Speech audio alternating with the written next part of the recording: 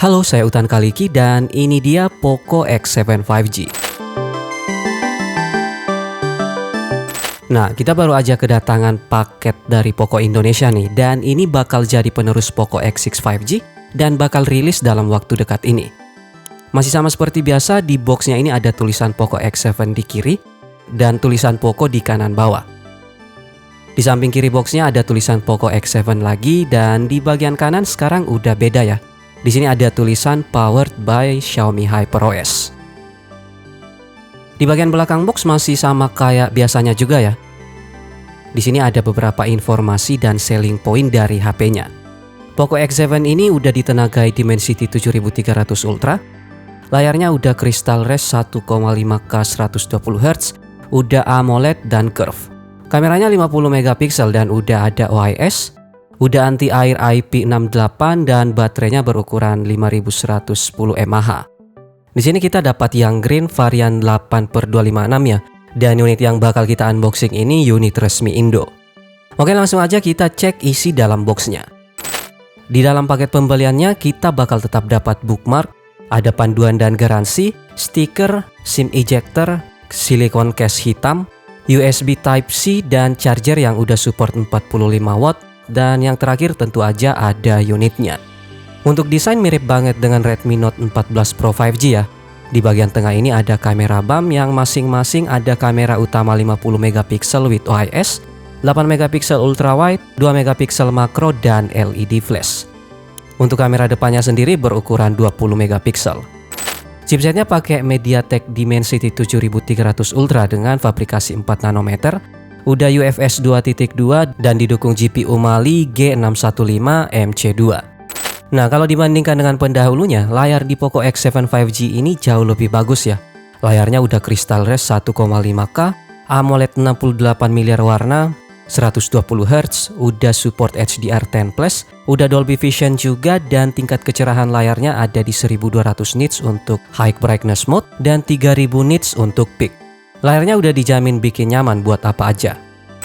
Yang paling menarik lagi, layar di Poco X7 5G ini udah pakai layar curve dan perlindungan yang lebih baik dengan Gorilla Glass Victus 2. Di bagian kanan HP-nya masih ada tombol volume dan power. Di bagian atas ada mic, speaker, dan IR blaster. Sedangkan di bagian bawah ada SIM tray yang udah support dual nano SIM, tapi nggak ada tambahan slot micro SD. Ada mic lagi, port Type-C, dan speaker. Speaker di Poco X7 5G ini udah Dolby Atmos juga ya. Selain itu fingerprint-nya tetap pakai in-display fingerprint. Selain ngalamin peningkatan di beberapa bagian seperti chipset, layar, kamera, dan lainnya, Poco X7 5G ini udah bersertifikasi IP68 yang pastinya udah tahan air dan debu. Dan menurut beberapa info yang ada di beberapa website, Poco X7 5G ini diklaim udah bisa direndam dengan tingkat kedalaman hingga 1,5 meter selama 30 menit. Sensor-sensor yang ada juga udah dijamin lengkap ya. Jadi buat kalian yang suka main game pakai gyro, nggak usah khawatir lagi karena gyronya udah dijamin smooth. Fitur-fitur di kameranya juga udah lengkap. Nah, di sini udah ada mode dinamis atau mode live ala-ala juga nih. Selain itu masih ada mode-mode lain seperti dokumen, mode pro yang udah support format RAW, bisa mode pro video juga, ada tambahan fitur 50 megapiksel, panorama, slow motion, time lapse, long exposure, dan dual video. Selain itu untuk mode videonya, Poco X7 5G ini udah bisa ngerekam sampai 4K 24 atau 30 fps dan 1080p-nya udah support 60 fps. Dan bagusnya lagi, mode videonya udah support Gyro EIS dan OIS. Kamera depannya juga udah support perekaman 60 fps ya.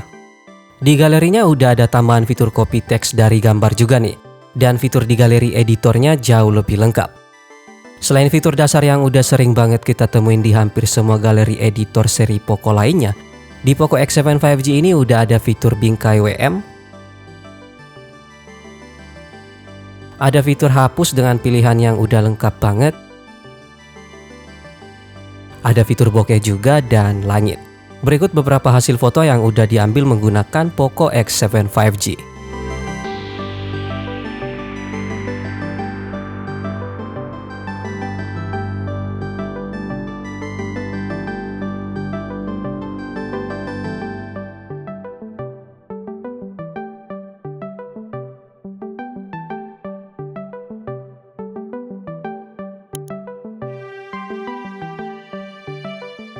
Nah, untuk hasil benchmark test, kita bisa dapat skor 655 ribuan untuk Antutu 10. Skor yang didapat ini malah lebih rendah dari info Antutu Poco X7 5G yang ada di Kimobil di kisaran 728 ribuan. Kalau buat main game udah dijamin gak ada lag atau stuck yang mengganggu ya. Di sini saya sempetin buat coba 2 game, Mobile Legends dan Genshin Impact, dan hasilnya memuaskan banget. Dijajal Genshin Impact selama 30 menit dengan settingan highest 60 fps masih bisa dapat gameplay yang mulus, sekalipun framerate yang kita dapat nggak rata di 60 fps. Experience yang didapat udah memuaskan sih. Udah worth it lah kalau buat main game sekelas Genshin Impact. Selama proses tes kita masih bisa dapat framerate rata-rata di 46,2 dan framerate yang didapat ini jauh lebih stabil dan lebih tinggi dibanding di Poco X6 dulu. Kalau di Poco X6 dulu mentoknya main di medium 60 fps dan highest 30 fps aja, karena kalau dipaksa di highest 60 fps, kadang bakal ada beberapa drop yang mengganggu. Beda dengan Poco X7 5G ini yang menurut saya lebih stabil. Untuk konsumsi baterai dan suhu masih tergolong aman ya. Selama 30 menit itu baterainya berkurang 7% aja dan suhunya stabil di kisaran 39 sampai 41 derajat. Dan ini kondisinya dites di ruangan tanpa AC, tanpa tambahan cooler atau kipas. Tapi balik lagi, kalau kalian nantinya main dalam waktu yang lama, tetap lebih disaranin sih buat main pakai tambahan cooler atau main di ruangan yang adem dan grafiknya di set di medium atau high 60 fps aja buat ngejaga suhu dan performa tetap stabil.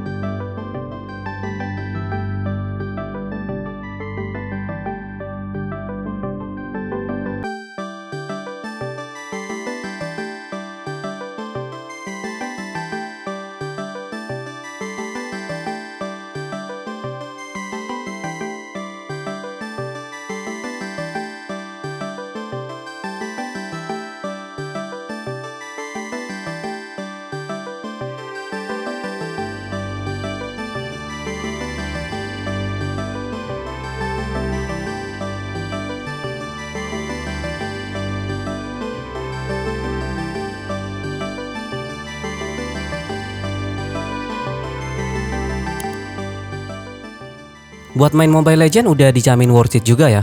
Settingannya udah kebuka sampai Super Ultra 90 fps dan dites di mode rank yang udah mythic, udah mampu ngasih gameplay yang dijamin mulus tanpa ada drop yang mengganggu.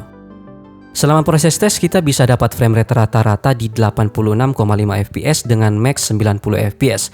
Dan untuk fps terendahnya di kisaran 45 sampai 60 fps. Pas framenya drop nggak ada stuck ataupun stutter ya, jadi masih aman banget sekalipun posisi war-nya lagi rame banget. Untuk urusan suhu dan konsumsi baterai menurut saya udah tergolong irit dan adem banget. Selama proses tes sekitar 14 menitan, baterainya cuma berkurang 3% aja dengan suhu yang masih tergolong adem di kisaran 38 sampai 39 derajat. Dan ini masih sama dengan Genshin Impact tadi, tesnya di ruangan tanpa AC dan tanpa tambahan cooler ataupun kipas.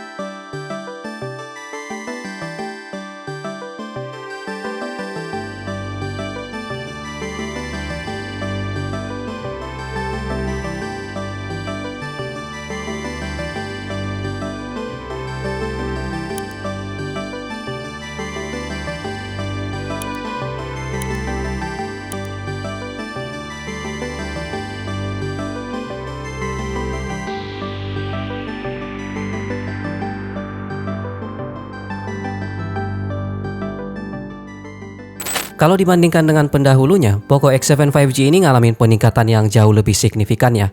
Jadi kalau misalnya upgrade dari Poco X3, X5, atau X6, atau dari M series ke Poco X7 5G, upgrade-nya udah pasti bakal kerasa banget sih. Nah, sekalipun dimensi HP-nya ini lumayan besar, tapi masih enak buat digenggam ya.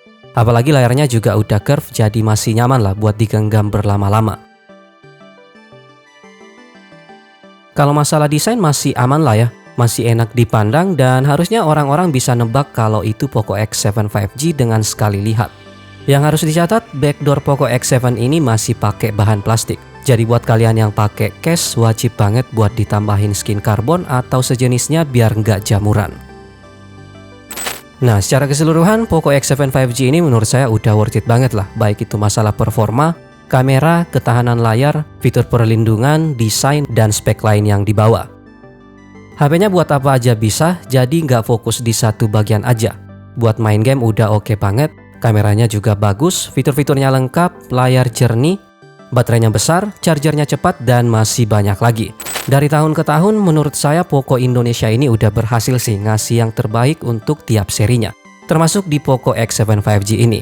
Tiap tahun atau tiap seri baru rilis, ada aja gebrakannya. Nah, untuk harganya sendiri belum ada info ya, jadi baiknya kita tunggu aja sampai HP-nya rilis resmi di Indonesia. Dikit lagi kok, jadi ditahan dulu. Jadi itu dia Poco X7 5G. Terima kasih sudah menonton video ini, tetap positif, rendah hati, dan sampai jumpa di video selanjutnya.